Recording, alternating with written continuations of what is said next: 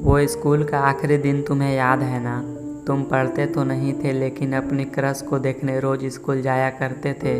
तुम्हें याद है ना, जब हमारे दोस्त बैग रखकर असेंबली में प्रेयर करते थे तो सबसे आगे भागकर हम उनकी बैग से अपना बेंच पोंछा करते थे। तुम्हें याद है ना, वॉशरूम में को जाना होता था लेकिन जाते हम सभी ग्रुप में थे। लंच कोई भी लाता हो लेकिन खाते सब हम एक में थे। स्कूल में की गई वो सारी बातें मुझे याद आता है। हाँ, मुझे अब स्कूल बहुत याद आता है।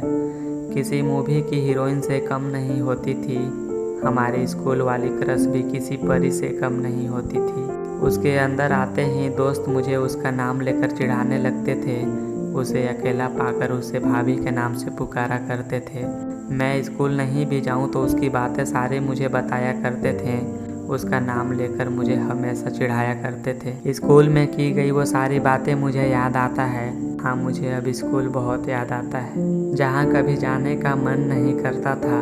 6 दिन पढ़ने के बाद सिर्फ संडे का इंतज़ार हुआ करता था। हम सोचते थे कि कैसे भी करके कोई फेस्टिवल आए और हमें छुट्टी मिले।